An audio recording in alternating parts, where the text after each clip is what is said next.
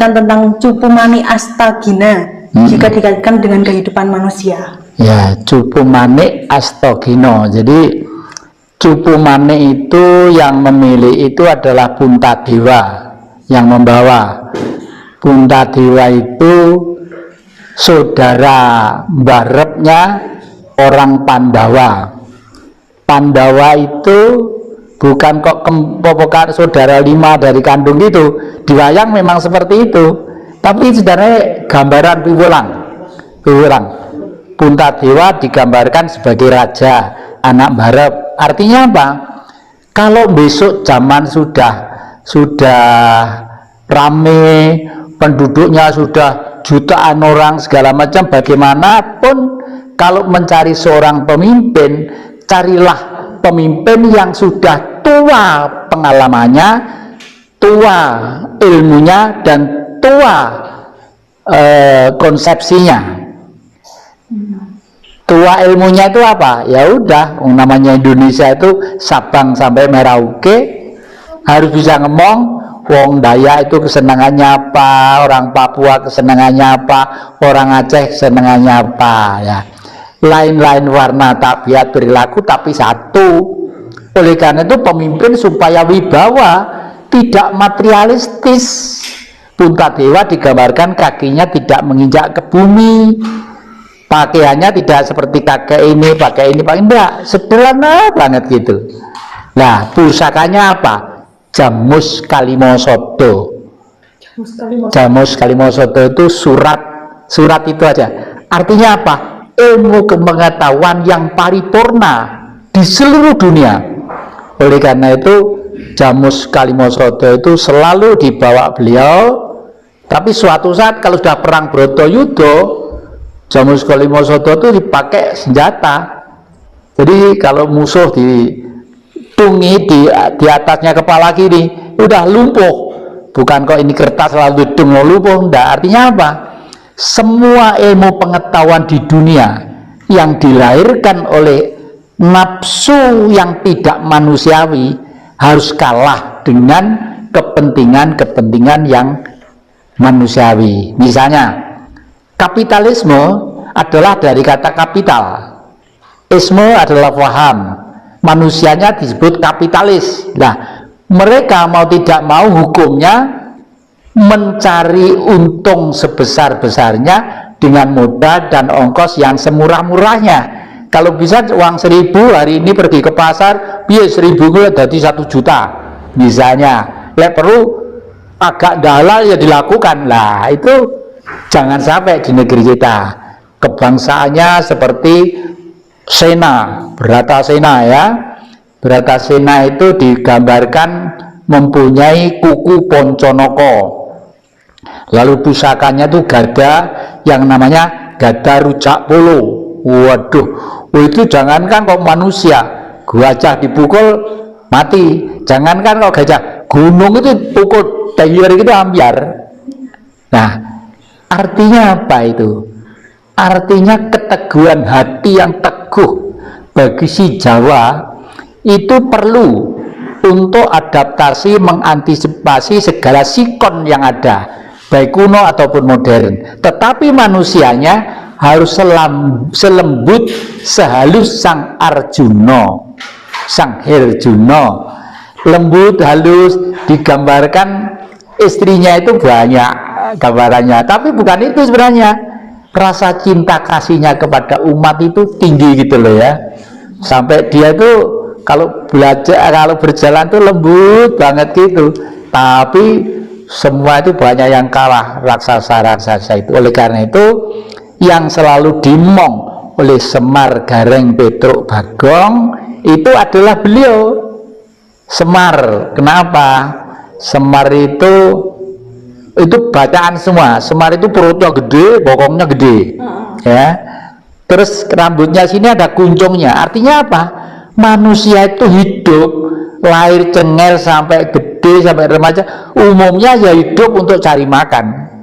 Nah, terus digambarkan seperti Gareng, kalau diwayang jadi anaknya Semar, hidungnya bulat, tangannya kero, kakinya kencik, kakinya itu jingklang gini ya.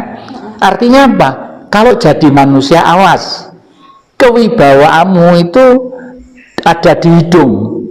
Makanya Probo itu ada di hidung, kewibawaan. Jadi kalau sampai hidung itu misalnya wong sudah punya sakit ini, tidak duit-duit, bau sate kok wis pengen sate, dodol meja, dodol kursi, dodol celana gitu loh. Itu sebenarnya tidak perlu gitu loh ya, tidak perlu. Jadi tangan cikot artinya tanganmu bisa berbuat macam-macam, tapi jangan tek pinek barang ilian. Jangan suka mengambil dari sana yang bukan hakmu, apalagi koruptor ya. Koruptor itu meskipun korupsi uang 10.000 atau 100.000, kalau itu duit kasnya di milik negara, ya sama dengan mencuri haknya orang 360 juta. Harus pikiran dah. Oleh karena itu manusia itu kalau bisa seperti Petruk kantong bolong. Itu bacaan. Petruk itu lehernya itu dawa ya, dudulnya tinggi, aduh bulu menjingnya ini mentol gitu, dan tangannya selalu duting gitu loh. Tangannya duting. Itu sindiran juga. Manusia itu sebenarnya kunci kewibawaannya ada di hidung ya. Bernapas, kalau hidung masih bisa bernapas dengan baik teratur, mungkin tubuh itu segar lah. Tangannya duting, jangan suka duting punyanya orang, tapi yang empat itu gegem miliki. Nah, ini sindiran ya, sindiran juga. Lah kalau Bagong itu dibogong. Bagong itu sebenarnya yang lama-lama tidak ada. Setelah masuk ke era Mataram baru itu kok ada peranan yang namanya Bagong ya. Bagong itu dari kata dibogong. Manusia itu kalau bisa selalulah kalau bertemu dengan kawan-kawan yang lain selalu gembira, selalu punya terakhir dengan kegembiraan gitu. Apalagi ini ada kata-kata yang paling populer ya. Bunyinya begini, carilah aku di dalam aku berada di dalam aku. Itu maksudnya bagaimana? Ya, misalnya Bapak ini namanya Jati. Setelah di dalam Jati ada ingsun. Kalau ingsun masih benda loh ya. Jati masih benda, daging, kulit, darah, tulang ya. Setelah itu ada ingsun. Kalau sudah ingsun adalah getaran batin dalam. Tapi setelah ingsun ada lagi guru sejati tadi itu. Guru sejati itu. Terus kenapa alasan doa tidak terkabul itu bagaimana? Doa tidak terkabul itu ada sebabnya.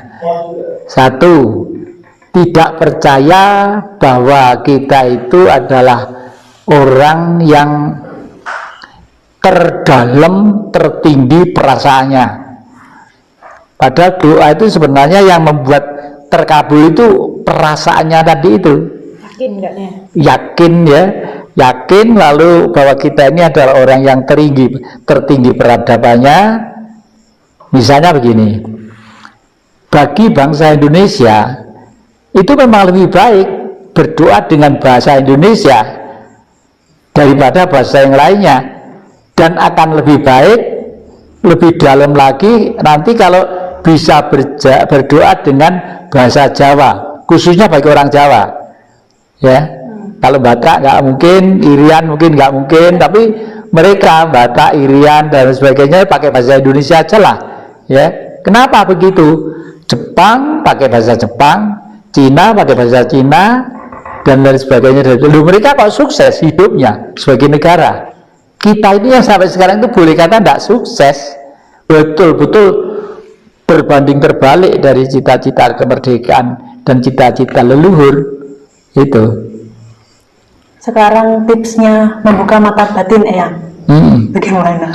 Membuka mata batin itu ya, satu, mengurangi ambisi untuk mengisi perut. Pokoknya perut itu tidak boleh sampai lapar, tidak boleh sampai tuman terus, ini kudu makan sama ini kudu, tidak usah ya. Pokok makanlah yang tidak merusak jiwa dan raga. Yang merusak jiwa itu apa? Ada makan makanan sudah orangnya gemuk, kolesterolnya tinggi, suka makan apa ya bangsa gaji-gaji, bangsa banyak lagi makannya. Nah itu aduh, padahal kita harus tahu bahwa makanan itu apa sih? Makanan adalah bentuk sesuatu yang bereaksi kurun waktu sekian ribu tahun dari material yang jernih dan bersih. Saya ulangi ya, jenis makanan adalah bentuk sesuatu benda yang berasal dari material pokok yang bersih dan jernih. Apa itu? Angkasa tadi itu. Angkasa. Makanya di angkasa itu banyak planet-planet, tidak ada sumbernya, tidak ada di sana, tidak ada sumbernya, tidak ada api, tidak ada kompor, tidak ada orang jual beras, jagung, ya nggak ada. Tapi di sana seger, nggak luwe. Yang pernah tidak sadar selama 3 hari 2 kali. Yang satu itu dikupas, diceramai oleh nggak tahu apa itu, apa malaikat, mau bidadari gitu ya. Itu tentang kehidupan. Saya harus kembali lahir, gini-gini. Oleh karena itu seyogianya ini jangan dipakai, ini jangan dipakai, jangan pakai lah. Yang kedua tidak sadar kedua 3 hari lagi. Di situ saya agak seneng karena apa? Kakek itu umurnya sekarang sudah mendekati 80 tahun. Artinya apa? Masa yang lalu umumnya rata-rata manusia umurnya 70 tahun. Jadi kakek itu sekarang masih umur 10 tahun seperti anak-anak lagi. Tapi hati-hati loh ya, karena seperti anak-anak lagi, kalau ada makanan dan minuman juga harus hati-hati loh ya, gitu. Bener juga itu. Sekarang tanya sama Mbak Astrid, saya itu makan itu lihat-lihat apa yang dimakan, minum juga begitu. Cuma itu tadi agak pengen ada kopi susu, minum paruan niding sama Astrid gitu, nengonnya weteng rasanya gak karu-karuan. Biasanya air putih gitu. Saat tidur manusia itu kemana ya? Saat tidur Ya. sebenarnya saraf-saraf ini adalah istirahat. Saraf-saraf itu berjalan sedemikian rupa, mereka itu istirahat. Nah, di dalam istirahat ini yang istirahat kan fisiknya, tapi sukma itu tidak pernah istirahat. Sukma itu tidak pernah tidur, terkecuali kalau misalnya seluruh panca indera dan saraf-saraf itu betul-betul relax full. Kadang-kadang orang tidur lupa segala-galanya itu, tapi sebenarnya masih ada di situ. Kemudian, benarkah langit lapis 7 ada di dalam diri manusia? Ya, makrokosmos ke sana langitnya juga ada 7, malah 9 ya. Dalam tubuh manusia juga ada 7 juga ya. Jadi mulai dari rasa lahir tadi, rasa batin, rasa lahir itu perut lapar, haus dan sebagainya. Terus rasanya adalah rasa batin. Rasa batin itu misalnya, waduh ini kiriman suratnya pacar saya kok belum saya balas, nanti dia marah. Itu rasa batin ya. Terus rasa otak itu, wong saya seneng di rumah dicat seperti ini kok catnya sekarang seperti ini, kok rasanya kok tidak enak, itu rasa itu. Lalu ada lagi rasa rumongso. Rasa rumongso itu saya menerima adik-adik, saya mesti sudah mikir ini sempat makan di jalan atau tidak gitu, makanya jauh-jauh trik, ayo tuh tak tuku telo digawe kolok lah, nggak bengi-bengi, jangan sampai adik-adik masuk angin itu ya.